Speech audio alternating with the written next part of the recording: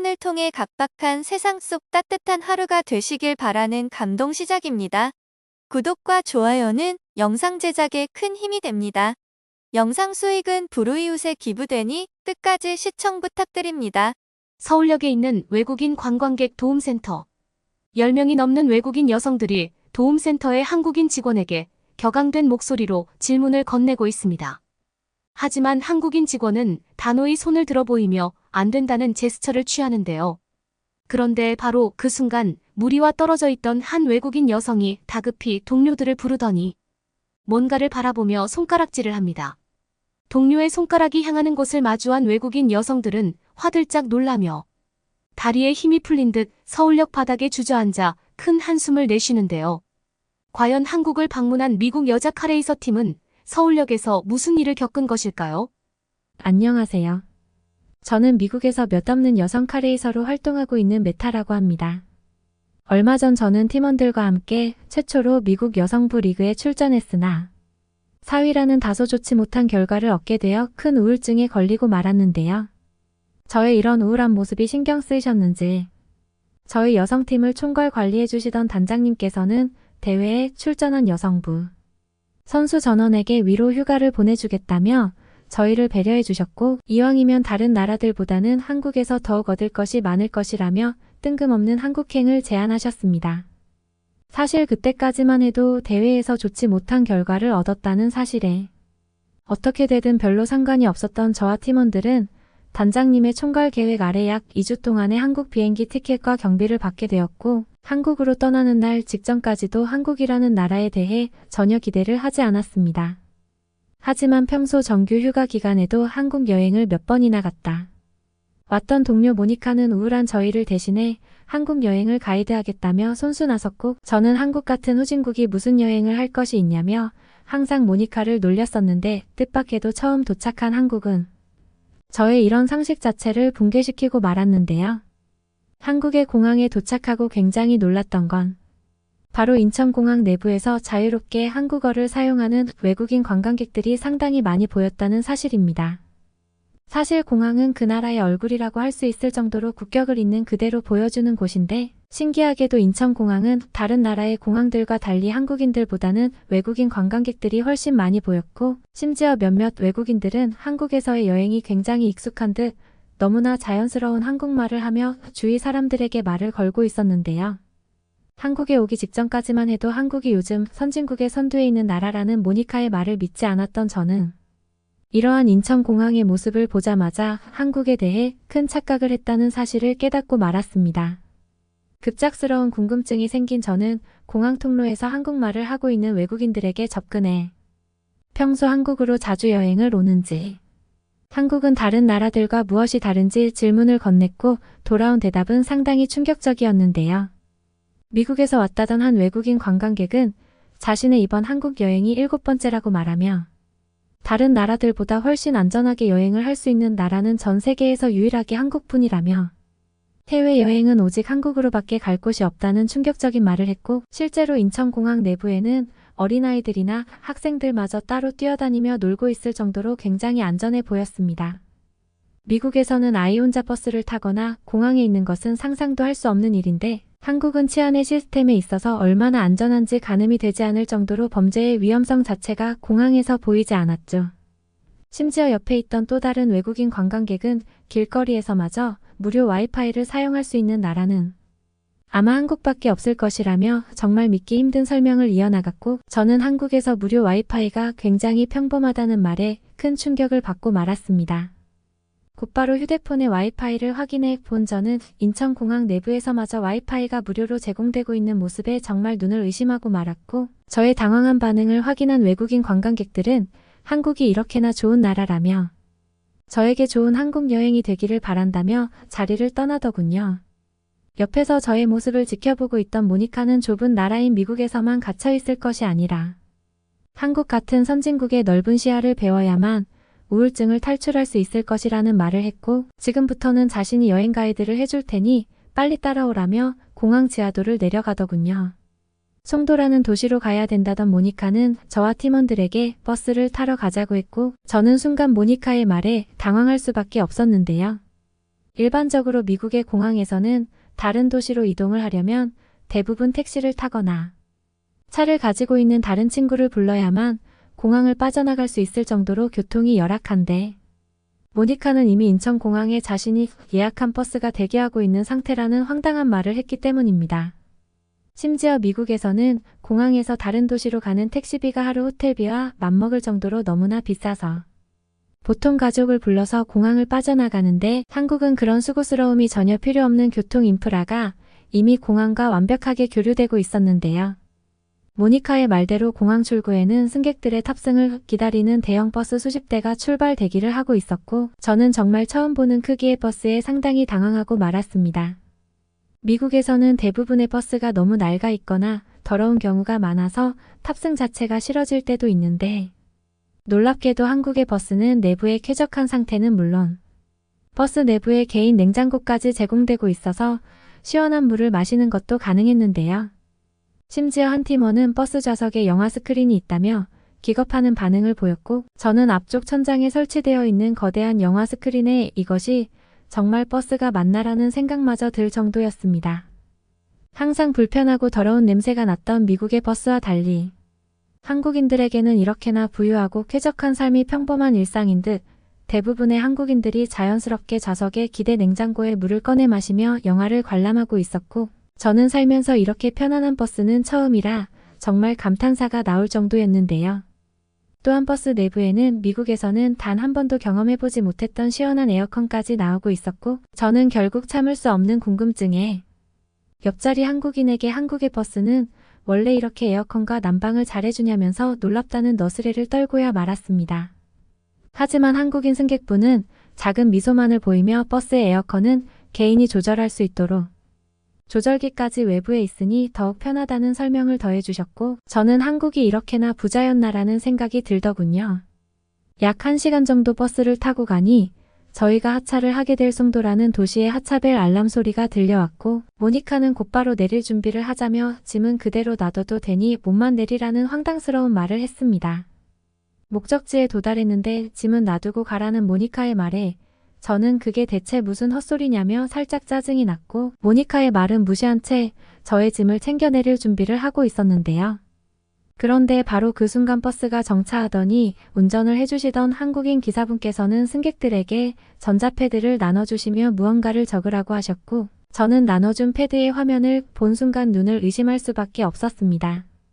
화면에는 자신의 짐을 어디로 보내야 되는지 적으라는 빈칸이 있었고 심지어 외국인 관광객들을 의식한 것인지 모든 안내문이 영어로 자세한 설명까지 되어 있었는데요.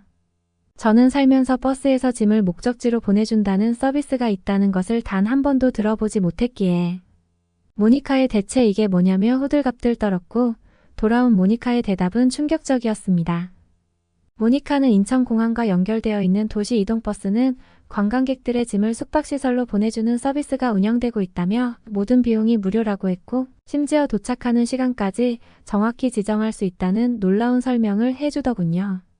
아직도 미국에서는 공항에서 자신의 여행 가방을 도난당할까 봐 제대로 졸지도 못하는 불안정한 치안이 지속되고 있는데 한국에서는 이러한 걱정은 전혀 없는 듯 이미 다른 외국인 승객들은 전자패드에 무언가를 입력하고는 자신의 짐을 그대로 차에 두고 편한 복장으로 하차를 하는 듯 보였습니다. 저 또한 다른 나라의 대회에 참가했던 경험은 있었지만 그럴 때마다 여행 가방이 너무 무거워서 여행을 시작하기도 전부터 진이 빠질 때가 많았는데 한국 공항버스의 이러한 짐 배송 서비스는 믿을 수 없을 정도로 편리했고 저뿐만 아니라 다른 팀원들도 이렇게 똑똑한 아이디어는 정말 처음 본다는 말과 함께 아마 한국인들의 양심적인 시민의식이 아니라면 다른 나라는 시도도 되지 않겠다는 감탄을 보이더군요. 그런데 더욱 놀라웠던 것은 버스에서 하차한 뒤였습니다. 한국의 도시를 한 번도 경험해보지 못했던 저는 풍부한 녹지 공간과 빌딩이 어우러진 송도의 모습에 감탄사만 나왔고 허름한 미국의 목조주택 도시와는 전혀 다른 한국의 모습에 넋이 나가고 말았는데요. 마치 영화 속에 나오는 듯한 송도의 모습은 심지어 도시 중앙을 가로지르는 강에서 다양한 사람들이 수상 레포츠를 즐기고 있었고 저는 어떻게 이런 나라와 도시가 있었을까라는 생각에 그동안 한국을 알지 못했던 시간이 후회가 되기도 했습니다. 그런데 바로 그 순간 강을 바라보며 넋이 나가 있던 저는 도저히 믿을 수 없는 장면에 헉 하고 소리를 내고 말았는데요. 도시를 가로지르는 강 한복판에는 마치 거대한 택시처럼 생긴 보트가 승객들을 태우고 어딘가로 향하고 있었고, 저는 이것이 현실인지 영화인지 구분이 되지 않을 정도였습니다. 당황한 저의 모습을 느꼈는지 모니카는 저에게 다가와 접건 송도에서 운영하고 있는 수상택시라는 말과 함께 어차피 자신이 계획했던 여행 코스로 가기 위해서는 수상택시를 타야 한다며 저희를 이끌고는 수상택시 승강장으로 향했는데요.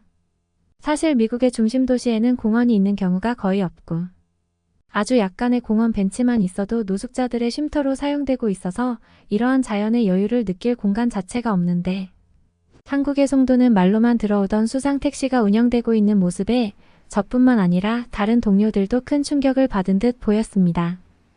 승강장에는 이미 많은 외국인 관광객들이 수상택시를 즐겨보기 위해 탑승을 기다리고 있었고, 저는 이런 말도 안 되는 수상택시 기술이 상용화되어 있는 한국의 모습이 도저히 믿어지지가 않았는데요.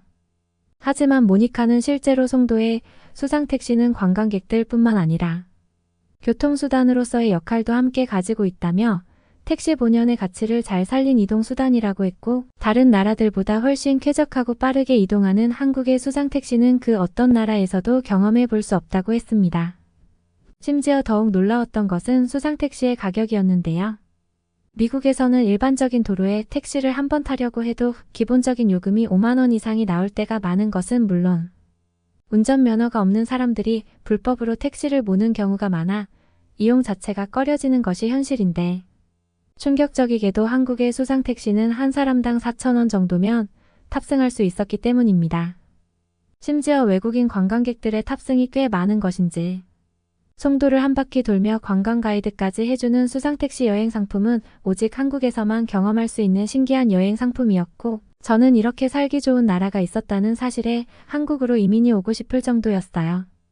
강을 가로지르며 송도 이곳저곳을 안내해주는 한국의 수상택시는 믿을 수 없을 정도로 편리했고, 도시 한복판에서 이러한 수상택시를 탈 수 있다는 사실은 한국의 도시 인프라 기술이 너무 쾌적하고 편리해서 눈으로 보면서도 믿어지지가 않았습니다.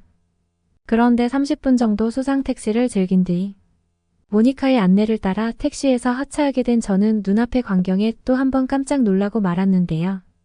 그곳에는 믿을 수 없을 정도로 거대한 규모의 레이싱 경기장이 운영되고 있었고, 저는 어떻게 도시와 가까운 지역에 서킷 경기장이 존재하고 있는 것이지라는 생각에 크게 당황할 수밖에 없었습니다. 실제로 미국에서 카레이서로 활동하고 있는 저는 한번 연습을 할 때마다 무려 4시간 이상의 차를 타고 이동해야만 서킷장에 도착할 수 있어서 상당히 불편한 경우가 많았는데, 놀랍게도 한국은 도시 바로 옆에 상당한 규모의 서킷장이 운영되고 있었고, 마침 저희가 도착을 한 그날 드라이빙 경기까지 펼쳐지고 있었는데요.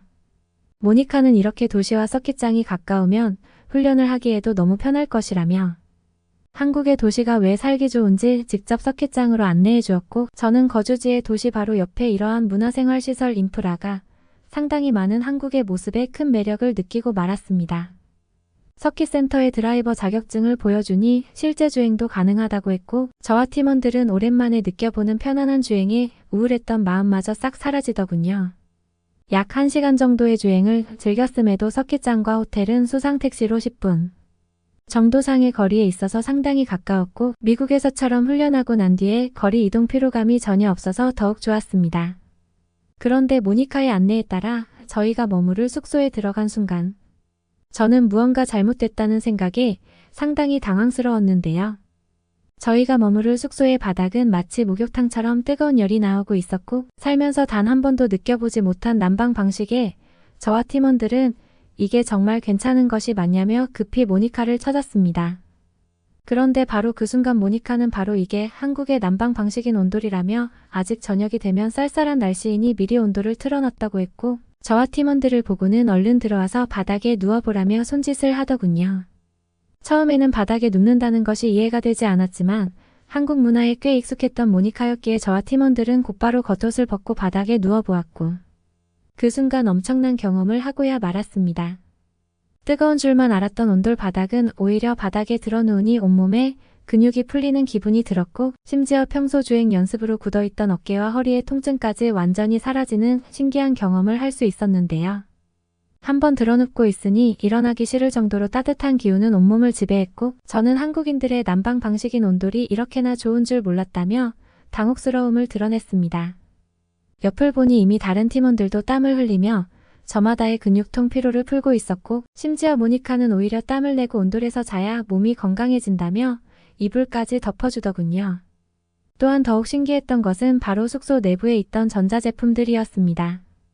미국에서는 아무리 비싼 호텔을 가도 세탁기나 TV, 심지어는 냉장고도 없는 경우가 많아서 당황스러울 때가 많았는데 신기하게도 한국의 한옥 호텔은 예스러움이 느껴지는 외관과 달리 숙소 내부에 세탁기와 건조기, 심지어는 화장실에 비데까지 설치되어 있어서 그야말로 충격이었는데요. 말 그대로 숙소 안에서 모든 것을 해결할 수 있는 한국의 전자제품 시스템은 한국인들의 삶이 이렇게나 부자였나라는 생각이 들 정도였고 미국에서는 비싸서 엄두도 못 내던 화장실의 비데는 한번 사용을 해보니 너무나 쾌적하고 편리해서 멈출 수가 없었습니다. 그 후 약 2주 동안의 한국 여행을 즐긴 저는 시간이 지날수록 한국이라는 나라의 선진국 매력에 빠지고 말았고 지금은 다시 미국으로 돌아와 한국으로의 단기 이민 신청서를 작성하고 있는데요.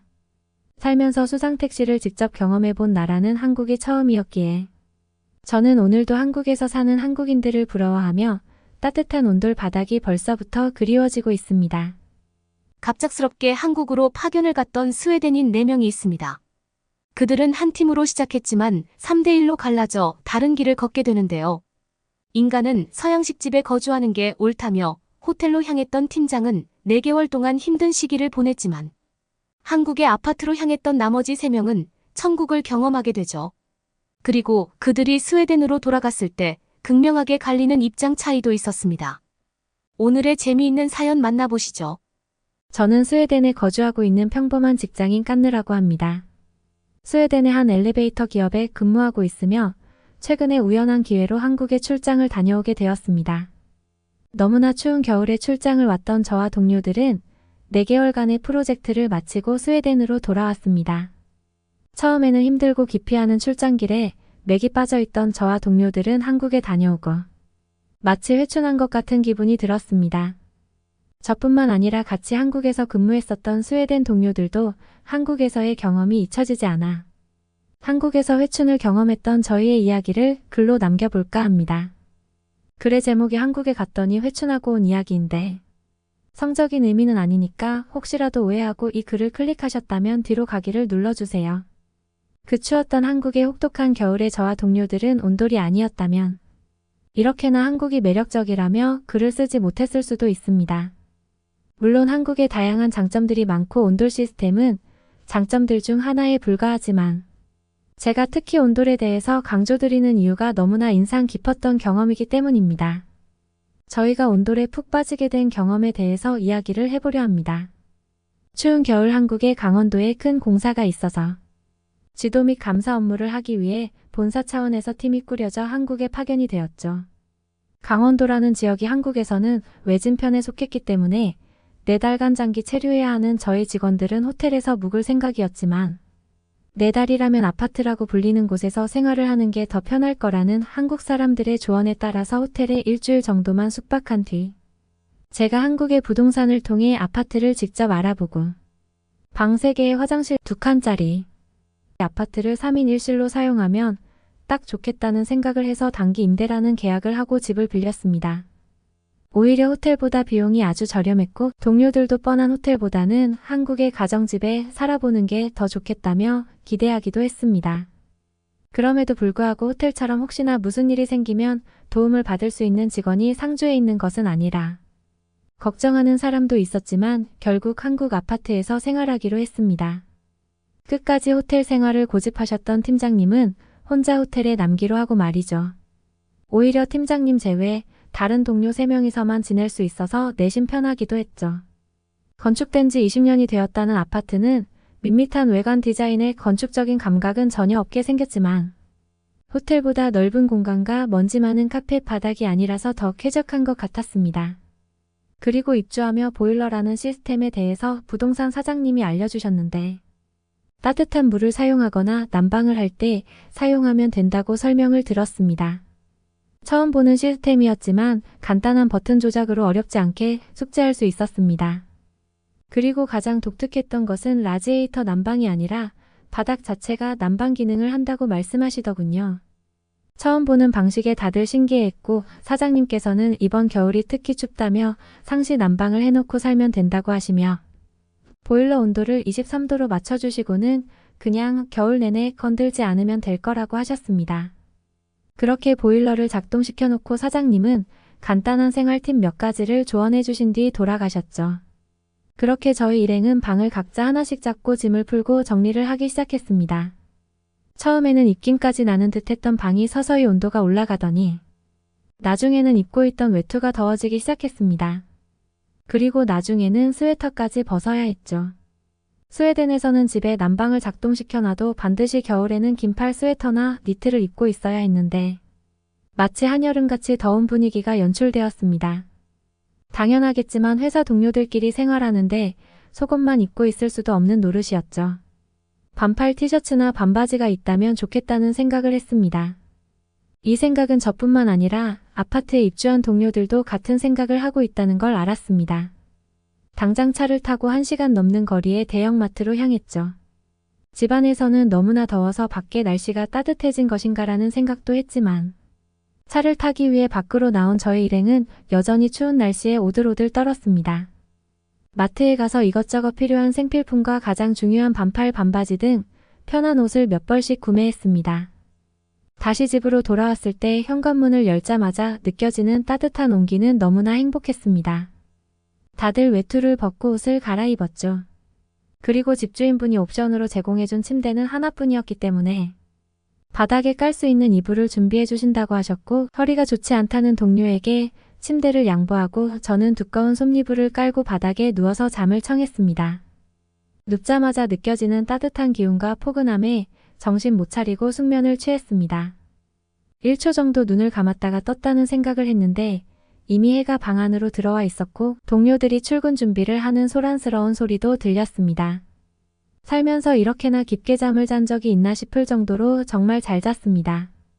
처음 일주일간 호텔에서는 지내는 동안 너무나 건조한 환경과 불편한 잠자리에 시차까지 적응하는 기간이라 너무나 힘들었는데 오늘 깊은 잠 한 번으로 모든 피로가 풀리는 듯 했습니다. 10대 소녀 때 침대를 박차고 일어나듯 바닥을 박차고 일어났습니다. 출근길 차 안에서 이런 경험들이 공유되었고 따뜻한 바닥의 힘에 감탄했습니다. 침대에서 잤던 딱 한 명만 빼고요. 침대에서 잤던 동료는 따뜻하긴 했는데 회춘한 것 같은 기분은 아니라며 신기해했죠. 그리고 허리가 아프지 않냐며 저희가 내심 걱정되었는데 자기가 손해를 보고 있는 기분이라며 농담도 했죠. 한국에 와서 처음 듣는 농담이었습니다. 그만큼 다들 힘들었던 때였죠. 부동산 사장님을 통해서 솜니불을 한 채만 더 준비해 줄 수 있냐고 부탁을 했고 침대에 무슨 문제가 있냐며 집주인분이 자기가 점검했을 때에는 침대에 문제가 없었는데 미처 확인하지 못한 게 있었다면 사과드린다고 하시더군요. 그게 아니라 따뜻한 바닥이 너무 좋아서라는 말씀을 드려야 했죠. 집주인분은 흔쾌히 이불을 더 준비해 주셨습니다. 그렇게 저와 나머지 동료 2명은 바닥 생활에 금방 적응했고 그 때문에 활력까지 넘치는 기분도 느끼고 있었습니다. 매일 아침마다 개운함을 느껴서 그런지 매일같이 출근하는 차 안은 농담과 수다를 떠는 즐거운 출근길이 되기도 했습니다. 그 차이를 확인할 수 있었던 게 호텔에서 생활하는 팀장님은 출근하는 자체가 너무나 피곤하고 힘들다며 불평이셨고 근무 중에도 따뜻한 차를 수시로 마시며 몸을 추스리셨습니다. 아파트에 사는 저희들도 원래는 팀장님처럼 따뜻한 차를 수시로 마시곤 했는데 어느새 입에도 대지 않고 있다는 걸 자각했습니다. 팀장님이 너네들은 왜 갑자기 차를 안 마시냐며 차를 권해주시거나 할 때만 차를 마셨지. 저희 스스로 먼저 찾아 마시는 일은 없었습니다. 그리고 지금에서야 하는 이야기지만 팀장님께 바닥 생활이 얼마나 좋았는지는 말씀드리지 않기로 저희끼리 이미 입을 맞춰 놓았죠. 괜히 말씀드렸다가는 불편한 동거가 이어질 수 있기 때문에 스웨덴으로 돌아갈 때까지 이 경험에 대해서 함구했죠. 그렇게 짧다면 짧고 길다면 긴 4개월간의 출장 업무가 끝났습니다. 스웨덴 본사로 복귀하고 본사에서는 다들 고생했다며 휴양지 쪽에 리조트를 일주일간 예약해주고 휴가를 보내주었습니다.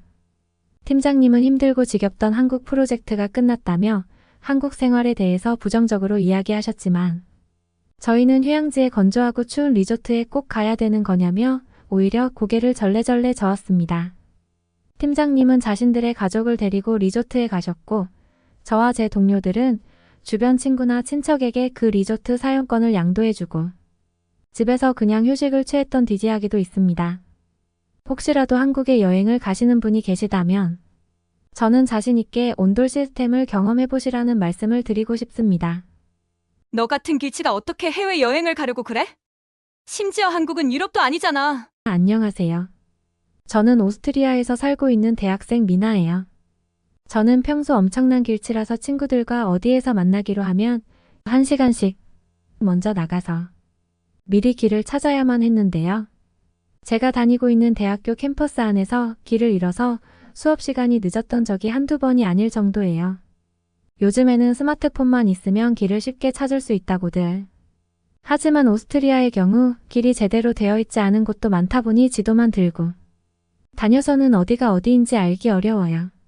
제가 너무 심한 길치다 보니 어디를 갈 때 대중교통을 이용하는 것도 쉽지 않았어요.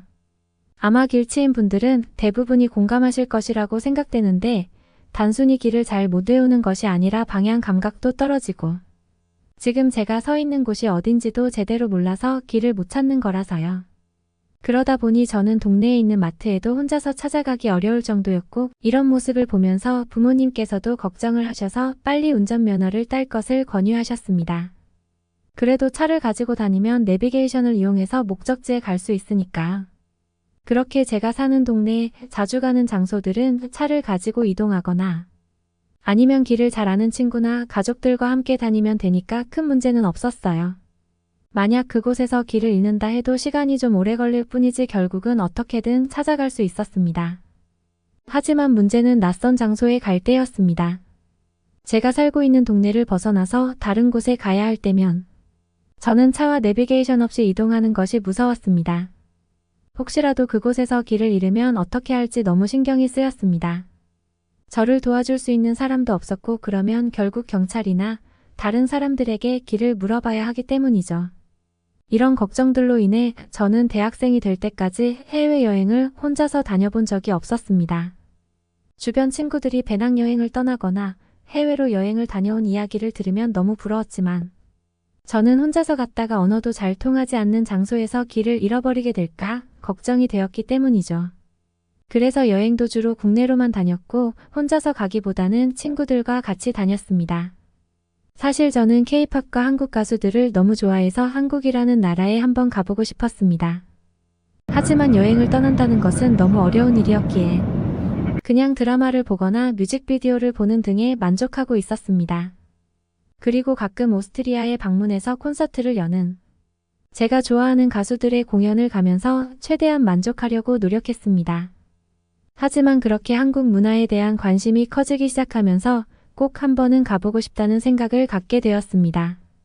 나중에 제가 취업을 하게 되면 한국으로 여행을 가는 것이 시간을 내기도 어려울 것 같아서 졸업 이전에 반드시 가보고 싶었습니다. 시간도 어떻게든 마련할 수 있었고 꾸준히 아르바이트를 해서 모은 돈도 있었습니다. 그러니 사실 한국으로 여행을 떠나는 것은 큰 문제가 안 됐죠. 단 한 가지만 제외하고 말이죠. 바로 길을 잃을 것 같다는 문제 말입니다. 제가 혼자 갔다가 한국에서 길을 잃게 된다면 국제 미아가 되는 것은 아닐까 걱정이 되었습니다. 어렸을 때 길을 잃어서 한참을 울면서 부모님을 기다렸던 기억이 트라우마가 되었는지도 모릅니다. 저는 길을 잃어버릴 수 있다는 것에 대해 강박관념을 갖고 있었습니다. 이 문제가 해결되지 않는다면 저는 절대 한국으로의 여행을 떠날 수 없었죠. 그래서 저와 비슷한 취미를 가진 친구들을 설득하기 시작했습니다.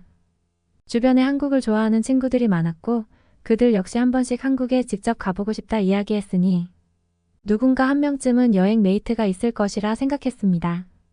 그렇게 한 사람 한 사람 물어보다 보니 같이 한국으로 떠날 친구를 찾을 수 있게 되었습니다. 저는 너무 신이 나서 바로 여행 계획을 세우기 시작했습니다. 그리고 비행기 티켓부터 숙소까지 전부 예약을 시작했습니다. 저는 길치이기 때문에 한국에 도착해서 이동하는 경로를 검색하고 준비하는 것은 친구가 맡았습니다. 그렇게 순조롭게 준비를 하게 되었고 저희는 기대하던 한국으로의 비행길에 오르게 되었죠. 여행을 위해 공항에 방문했을 때부터 한국에 도착해서 예약해 두었던 숙소로 갈 때까지 정말 너무 순조로웠습니다. 친구는 길눈이 밝았고 그러다 보니 길을 잃어버릴 일도 전혀 없었죠. 총 8박 9일간의 여행 일정 중 3일째까지는 정말 너무나도 순조로웠습니다. 드라마를 통해 봤던 장소들을 직접 가서 기념사진도 찍고 꼭 먹어보고 싶었던 다양한 음식들도 즐겼죠.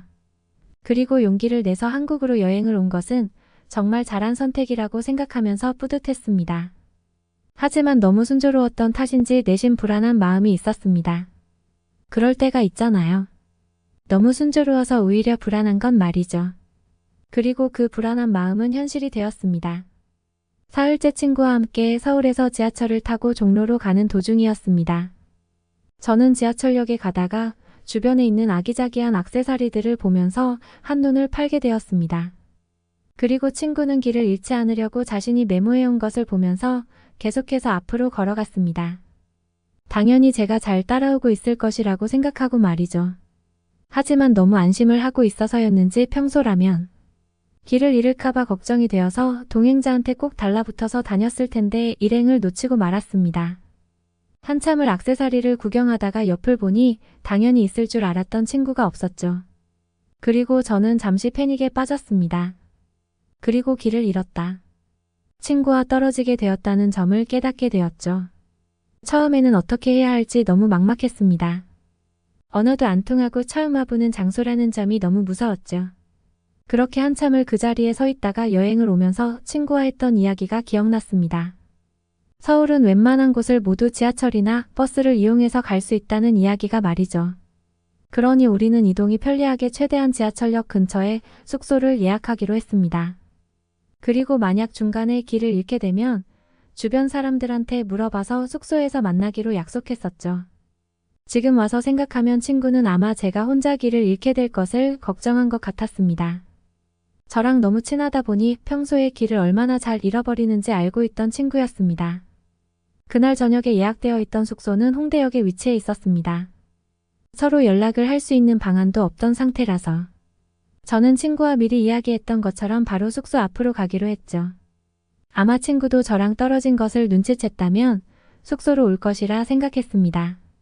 낯선 장소에서 서로를 찾으려고 돌아다니다가는 더욱 길을 잃을 수 있다는 사실을 알고 있었으니까요. 저는 우선 현재 위치해 있던 곳에서 홍대역으로 가는 방법을 알아야만 했습니다. 지하철에서 벗어나면 길을 더욱 헤맬 것 같다는 생각에 최대한 지하철로 이동을 하고 싶었습니다. 지하철 안내요원 같은 분이 주변에 있어서 그분께 도움을 청하니 저에게 상세하게 길을 안내해 주셨습니다.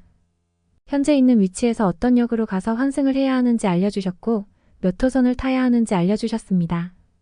한국의 지하철은 각 호선별로 라인 색상이 달랐고 안내선을 따라가다 보면 탑승할 수 있게 되어 있었습니다. 또한 표지판마다 영어로 설명도 되어 있어서 현재 제가 있는 위치가 어떤 역인지 알기 쉬웠죠. 그리고 안내 요원분들도 너무 친절하게 길을 잘 알려주셨습니다. 덕분에 저는 우선 지하철에 탑승할 수 있었죠. 지하철을 타고 이동하는 동안 혹시라도 내려야 할 역을 지나칠까봐 안내 모니터를 뚫어져라 쳐다보고 있었습니다. 다행히 매 역마다 영어로 안내 음성이 나와서 딱 맞춰서 내릴 수 있었고 홍대역에 도착할 수 있었습니다. 제가 예약한 숙소는 홍대역 출구 쪽에 있었는데 마음대로 가다가 길을 잃을까봐 바로 지나다니는 사람들에게 정확한 출구를 물어봤습니다. 한국 여성 한 분이 제 질문을 듣고 알려주려 하셨는데 영어를 잘 못하셔서인지 약간 당황해 하셨죠. 그러나 이내 저에게 따라오라고 하시더니 근처에 있는 출구까지 직접 안내해 주셨습니다. 입구 근처에 가서 제가 찾던 숫자의 출구가 써져 있는 것을 확인할 수 있었죠.